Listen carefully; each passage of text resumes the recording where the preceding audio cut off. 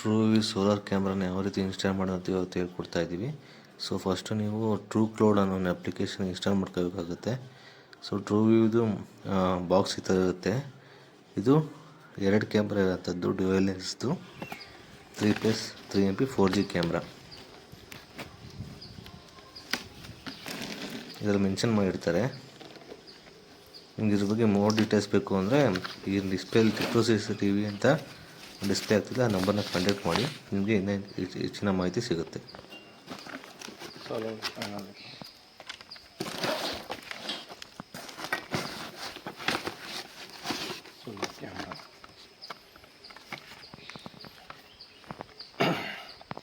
ಇದಕ್ಕೆ SIM memory card ಇಲ್ಲಿ ಹಾಕೋದು, ಮೇಲ್ಗಡೆ ಮೆಮೊರಿ ಕಾರ್ಡು, ಕೆಳಗಡೆ ಸಿಮ್ಮು. ಫಸ್ಟ್ ಬೇಸಿಕ್ ಕ್ಯಾಮ್ರಾಗೆ ಈ ಥರ ಫೋಲ್ಗೆ ಹೆಂಗೆ ಫಿಟ್ ಮಾಡೋದು ಅಂತ ತೋರಿಸ್ತೀವಿ.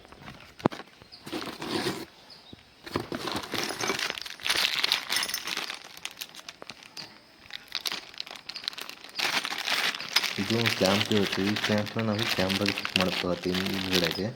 ಯಾಕೆಂದರೆ ಇದ್ರ ಮೂಲಕ ನಾವು ಒಂದು ಏನು ಕಂಬ ಇರುತ್ತೆ ಅಥವಾ ಪೋಲ್ ಇರುತ್ತೆ ಅದಕ್ಕೆ ಅದನ್ನು ಕಟ್ಟೋಕ್ಕೆ ಸಹಾಯ ಮಾಡುತ್ತೆ. ಈ ಕ್ಲ್ಯಾಂಪ್ನ ತೆಗೆದುಬಿಟ್ಟು ನಾವು ಕ್ಯಾಮ್ರಾ ಹಿಂಬದಿಗೆ ಫಿಟ್ ಮಾಡಬೇಕಾಗುತ್ತೆ. ಈಗ ನೋಡ್ತೀರಾ ಈ ವಿಡಿಯೋದಲ್ಲಿ ಯಾವ ಥರ ಮಾಡ್ತಾರೆ ಅಂತ.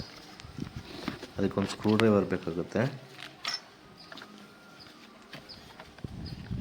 ಆ ಕ್ಲ್ಯಾಂಪ್ನ ತೊಗೊಂಡ್ಬಿಟ್ಟು ಹಿಂದ್ಗಡೆ ಕರೆಕ್ಟಾಗಿ ಇಟ್ಬಿಟ್ಟು ಅದು ಕೊಟ್ಟಿರ್ತಾರೆ ಸ್ಕ್ರೂ ಮತ್ತು ನಟ್ಟುಗಳನ್ನ, ಅವನ್ನ 4 ಇರುತ್ತೆ, 4 ಹಾಕಬೇಕಾಗುತ್ತೆ.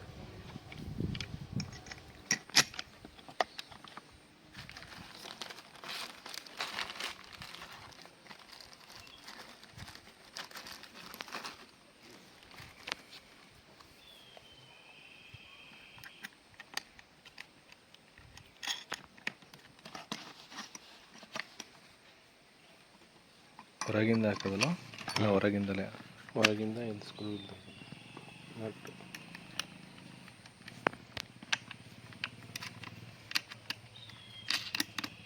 ಇದರಲ್ಲಿ ಒಂದು ಕ್ಯಾಮ್ರಾ ಫಿಕ್ಸ್ಡ್ ಆಗಿರುತ್ತೆ, ಇನ್ನೊಂದು ಕ್ಯಾಮ್ರಾ ರೊಟೇಷನಲ್ ಆಗಿರುತ್ತೆ. ಸೊ ಇದು 2 ಕ್ಯಾಮ್ರಾ ಇರೋಂಥದ್ದು. ಈ ಕ್ಯಾಮ್ರಾ ಬೇಕಾದ್ರೆ ನೀವು ಆ ನಂಬರ್ನ ಕಾಂಟ್ಯಾಕ್ಟ್ ಮಾಡಿ, ಇದು ಕೂಡ ಅವೈಲಬಲ್ ಇದೆ. ನಿಮಗೆ ಈ ಕ್ಯಾಮ್ರಾ ಬೇಕಾದರೆ ಆ ನಂಬರ್ನ ಕಾಂಟ್ಯಾಕ್ಟ್ ಮಾಡಿ, ಇದು ನಿಮ್ಮ ಮನೆಗೆ ಡೆಲಿವರಿ ಕೂಡ ಮಾಡ್ತಾರೆ ಅವರು.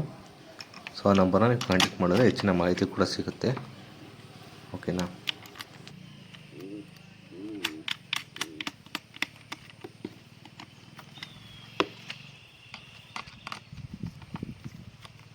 ಇದು ನಿಮಗೆ ಬೇಕಾದ ಲೊಕೇಶನ್ಗೆ ನೀವೇ ಕೂಡ ಫಿಟ್ ಮಾಡ್ಕೋಬೋದು ಈ ವಿಡಿಯೋ ನೋಡಿಕೊಂಡು.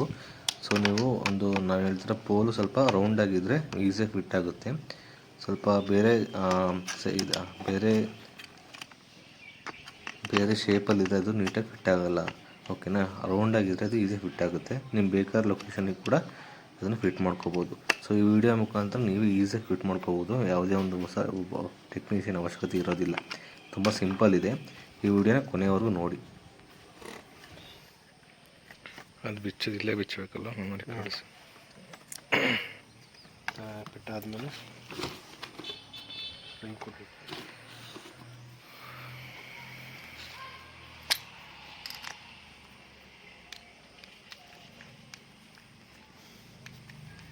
ಇದು ರೌಂಡ್ ಶೇಪಲ್ಲಿ ಇರುತ್ತೆ. ಇದನ್ನು ನೀವು ಕಳಿಸ್ಕೊಂಬಿಟ್ಟು ನಿಮ್ಗೆ ಯಾವ ಶೇಪಲ್ಲಿ ಬೇಕಾದಕ್ಕೆ ನೀವು ಮಾಡ್ಕೋಬೋದು. ಸೊ ಈ ರೀತಿ ಇರೋದ್ರಿಂದ ನೀವು ಅದನ್ನು ನೀಟಾಗಿ ಟೈಟಾಗಿ ಕೂಡ ಅದಕ್ಕೆ ಯಾವ ನೀವು ಫಿಕ್ಸ್ ಮಾಡ್ತೀರ ಅದಕ್ಕೆ ಕೂತ್ಕೊಳ್ಳೋಕೆ ಸಹಾಯ ಮಾಡುತ್ತೆ. ಇಲ್ಲಾಂದರೆ ನೀವು ತಂತಿ ಇದ್ದರೆ ನಿಮ್ಗೆ ಯಾವ ಶೇಪಲ್ಲಿ ಇದ್ರೂ ಕೂಡ ಅದನ್ನ ತಂತಿ ಕೂಡ ಹಾಕ್ಬೋದು. ಇದನ್ನೇ ಹಾಕಬೇಕು ಅಂತೇನಿಲ್ಲ. ಒಟ್ಟು ನೀವು ಹಾಕುವಂಥ ಜಾಗದಲ್ಲಿ ನೀಟಾಗಿ ಫಿಟ್ ಆದರೆ ಸಾಕು. ಓಕೆನಾ? ತೋರಿಸೋದು ಹೆಂಗೆ ಆಗ್ತದೆ.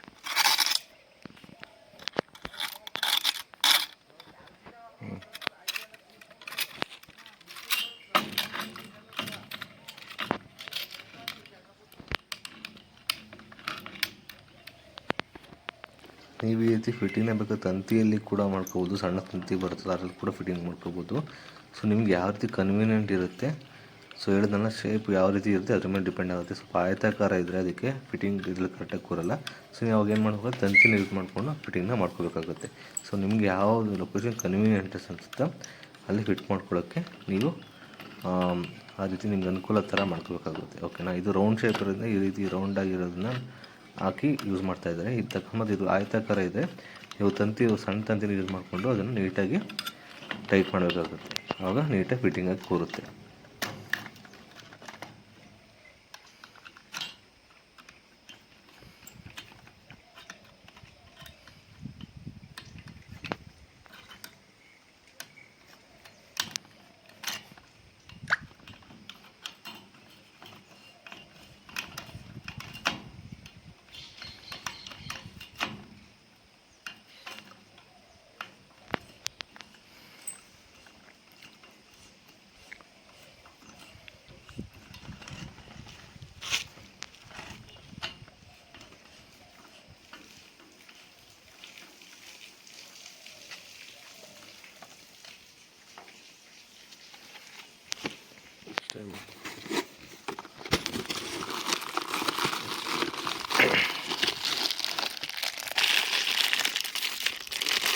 ಇದು ಸ್ಟ್ಯಾಂಡ್ ಬಂದ್ಬಿಟ್ಟು ಸೋಲಾರ್ ಪ್ಯಾನಲ್ನ ಅಟ್ಯಾಚ್ ಮಾಡೋದು ಕೊಟ್ಟಿರೋದು. ನೀವು ನೋಡಿದ್ರೆ ಈ ವಿಡಿಯೋದು ಯಾವ ರೀತಿ ಸೋಲಾರ್ ಪ್ಯಾನಲ್ಗೆ ಇದನ್ನು ಸ್ಟ್ಯಾಂಡ್ನ ಅಟ್ಯಾಚ್ ಮಾಡ್ತಾರೆ ಅಂತ. ಇದನ್ನು ಕೂಡ ನೀವು ನೆರಳನ್ನ ತಂತಿಯಲ್ಲಿ ಹಾಕಿ ಫಿಕ್ಸ್ ಮಾಡ್ಬೋದು, ಇಲ್ಲ ಅಥವಾ ಟ್ಯಾಗ್ ಬರುತ್ತೆ, ಟ್ಯಾಗ್ ಕೂಡ ಹಾಕ್ಬೋದು. ತಂತಿ ಆದರೆ ಬೆಸ್ಟು. ತಂತಿ ಆದರೆ ಬಿಗಿನೂ ಇರುತ್ತೆ, ಬಾಳ್ಕೆನೂ ಬರುತ್ತೆ. ತಂತಿನ ಹಾಕಿ ಆ ಕಂಬಕ್ಕೆ ನೀವು ಫಿಟ್ ಮಾಡಬೇಕಾಗುತ್ತೆ. ವಿಡಿಯೋ ನೋಡಿ ತೋರಿಸ್ತಾರೆ. ನೀವು ಕರೆಕ್ಟಾಗಿ ವಿಡಿಯೋನ ನೋಡಿದ್ರೆ ನೀವು 10 ನಿಮಿಷದಲ್ಲಿ ಈ ಸೋಲಾರ್ ಕ್ಯಾಮ್ರಾನ ನಿಮ್ಗೆ ಬೇಕಾದ ಸ್ಥಳದಲ್ಲಿ ಇನ್ಸ್ಟಾಲ್ ಮಾಡ್ಕೋಬೋದು.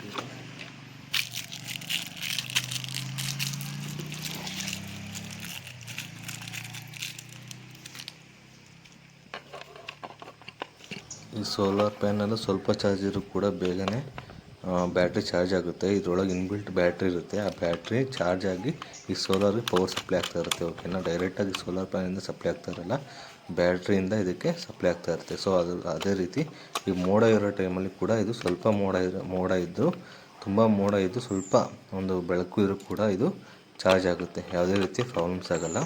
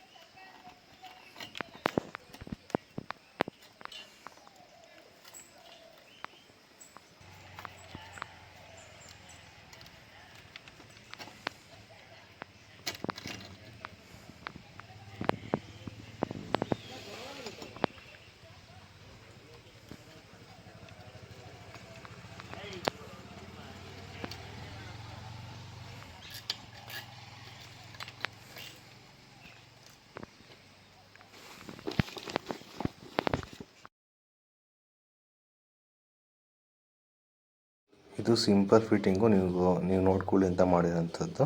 ಸೊ ಇದು ನೀವು ಸ್ವಲ್ಪ ಹೈಟಲ್ಲಿ ಮಾಡಬೇಕಾಗುತ್ತೆ, ಯಾಕಂದರೆ ಅದು ಈಸಿಯಾಗಿ ಕೈ ನಡುಗ್ದಂಗೆ ಮತ್ತು ತುಂಬ ಡಿಸ್ಟೆನ್ಸಲ್ಲಿದ್ದರೆ ನಿಮ್ಮ ವ್ಯೂ ಕೂಡ ಸ್ವಲ್ಪ ಎಕ್ಸ್ಟ್ರಾ ಕವರ್ ಆಗುತ್ತೆ. ಸೊ ಇದು ನಿಮಗೆ 20 ರಿಂದ 30 ಮೀಟರಷ್ಟು ಕವರೇಜು ಕ್ಲಿಯರೆನ್ಸಲ್ಲಿ ಕಾಣುತ್ತೆ. ಅದು ಹೋಗ್ತಾ ಬ್ಲರ್ ಆಗ್ತಾ ಹೋಗುತ್ತೆ ಇದು. ಓಕೆನಾ, ಸೊ ನೀವು ನೋಡ್ತಾ ಇದ್ರೆ ಒಂದು ಫಿಕ್ಸ್ಡ್ ಇದೆ, ಒಂದು ರೊಟೇಟಿಂಗ್ ಕ್ಯಾಮ್ರಾ ಇದೆ. ನೆಕ್ಸ್ಟು ನೀವು ಸೋಲಾರಿಂದ ಬರುತ್ತಲ್ಲ ಏನು ಒಂಥರ ವೈರು USB ಕೇಬಲ್ ಥರ ಇರುತ್ತೆ, ಅದು ಒಂದು ಪ್ಯಾನಲ್ ಇರುತ್ತಲ್ಲ ಹಿಂದ್ಗಡೆ, ಸೋಲಾರ್ ಕ್ಯಾಮ್ರಾ ಹಿಂದ್ಗಡೆ ಇರುತ್ತೆ. ಸೊ ಅದನ್ನು ತೋರಿಸ್ತೀನಿ ನಾನು ವೀಡಿಯೋದಲ್ಲಿ ಯಾವ ಥರ ಇದು ಮಾಡ್ತಾರೆ ಅಂತ. ಸೊ ನೋಡಿ, ಅಲ್ಲೊಂದು ಇದಿರುತ್ತೆ, ಫಸ್ಟ್ ಬ್ಲ್ಯಾಕ್ ಕಲರ್ ತೆಗಿಬೇಕಾಗುತ್ತೆ, ಅದು ಕ್ಯಾಪ್ ಥರ ಇರುತ್ತೆ, ತೆಗೆದುಬಿಟ್ಟು ಇದನ್ನು ಚುಚ್ಚಬೇಕಾಗುತ್ತೆ ಅಲ್ಲಿಗೆ. ಮತ್ತು ಅಲ್ಲೊಂದು ಬಟನ್ ಇರುತ್ತೆ, ಆ ಬಟನ್ನ ಆನ್ ಮಾಡಬೇಕಾಗುತ್ತೆ. ಅದು ಆಫಲ್ಲಿ ಇರುತ್ತೆ, ಅದನ್ನು ಆನ್ ಮಾಡಬೇಕು. ನೋಡಿ, ಅದು ಆನ್ ಮಾಡಿದ್ರು ಅವರು. ಸೊ ಇದನ್ನು USB ಕೇಬಲ್ನಲ್ಲಿ ಚುಚ್ಚಿದ್ರೆ ಅದು ಚಾರ್ಜ್ ಆಗ್ತಾ ಹೋಗುತ್ತೆ ಅದರೊಳಗಿರೋ ಬ್ಯಾಟ್ರಿ, ಮತ್ತು ಅದು ಸಪ್ಲೈ ಹೋಗೋಕ್ಕೆ ಸ್ಟಾರ್ಟ್ ಆಗುತ್ತೆ. ಆವಾಗ ಒಂದು ರೀತಿಯ ಸೌಂಡ್ ಬರುತ್ತೆ ಇದರಿಂದ. ನೀವು ಮೆಮೊರಿ ಕಾರ್ಡ್ ಮತ್ತು ಸಿಮ್ನ ಹಾಕಿಲ್ಲ ಅಂತ ಅಂದರೆ ಅದು ಹಾಕಿಲ್ಲ ಅಂತದ್ದು ಡಿಟೆಕ್ಟ್ ಮಾಡಿ ಹೇಳುತ್ತೆ. ಸೊ ನೀವು ಅದನ್ನು ಹಾಕಬೇಕಾಗುತ್ತೆ. ಸೊ ಅದು ಹಾಕಾದ್ಮೇಲೆ ನೀವು ಮತ್ತೆ ಪವರ್ ತೋರಿಸೋದು ಸೋಲಾರ್ ಪವರ್ USB ಬಟನ್ನ ಬಿಚ್ಬಿಟ್ಟು ಮತ್ತೆ ವಾಯ್ಸ್ ಹಾಕ್ಬಿಟ್ಟು ಬಂತ ಈಗ? ಆನ್ ಮಾಡಿದ್ರೆ ಅದು ಆ್ಯಕ್ಟಿವೇಟ್ ಆಗುತ್ತೆ. ಇಷ್ಟೇ ಫಿಟ್ಟಿಂಗ್. ಮುಂದಿನ ವೀಡಿಯೋದಲ್ಲಿ ಯಾವ ರೀತಿ ಅದನ್ನು ಮೊಬೈಲಿಗೆ ಬರೋ ಥರ ಮಾಡ್ಕೋಬೇಕು ಅನ್ನೋ ನಮಗೆ ಇನ್ಫಾರ್ಮೇಷನ್ ಕೊಡ್ತೀನಿ, ಮತ್ತು ಯಾವ ರೀತಿ sim card memory card insert ಮಾಡಬೇಕು ಮಾಹಿತಿನ ಕೊಡ್ತೀನಿ. ಸೊ ಈ ಚಾನಲ್ ಸಬ್ಸ್ಕ್ರೈಬ್